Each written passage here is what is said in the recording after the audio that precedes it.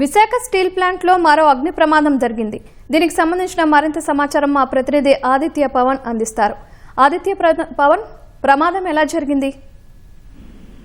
Visakha steel plant లో ఒక భారీ ప్రమాదం జరిగింది. అది ఇంకా మర్చిపోక ముందే మరొక ప్రమాదం జరిగిందని చెప్పుకోవచ్చు. ఈ ఉదయం 11:45 కోక్ ఓవెన్ బ్యాటరీ వద్ద ఎలక్ట్రికల్ బస్ బార్ తొలగించకపోవడంతో అదే బస్ బార్ దగ్గర అనంత బార్వే అనేటువంటి 52 సంవత్సరాల వయసు ఉన్నటువంటి కాంట్రాక్ట్ కార్మికుడి మీద పడింది. వెంటనే అక్కడ ఉన్న కార్మికులు ఆ అనంత బార్వేను తక్షణమే ఆసుపత్రికి తరలించారు. 11:45 ప్రమాదం జరిగింది. ఆసుపత్రికి తరలించారు.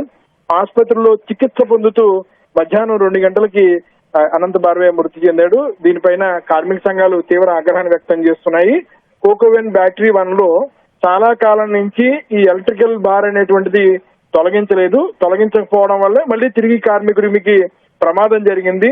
ఇప్పటికైనా స్టీల్ ప్లాంట్ లో మరొక మారు సేఫ్టీ ఆడిట్ జరగాలి, మరోసారి ప్రమాదం జరగకుండా ఉండాలనేటువంటి అంశాన్ని స్పష్టం చేస్తున్నారు. అయితే ప్రమాదం 11:45 జరిగింది. ఆసుపత్రిలో చికిత్స పొందుతూ మధ్యాహ్నం 2 గంటలకి అనంత బార్వే మృతి చెందడం పట్ల కార్మిక సంఘాలు ఆవేదన వ్యక్తం చేస్తున్నాయి. దీనిపైన యాజమాన్యం కూడా అంతర్గతంగా ఒక కమిటీని ఏర్పాటు చేసింది.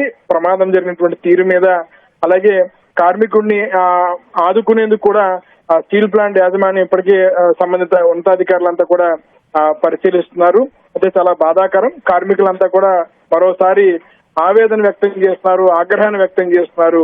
ఇంకా ఎంతమంది ప్రాణాలు పోయే పరిస్థితులు వస్తూ ఉంటాయనేటువంటి అంశాన్ని కూడా ఇక్కడ స్పష్టం చేస్తున్నారు. ఆదిత్య పవన్, ధన్యవాదాలు ఆదిత్య పవన్.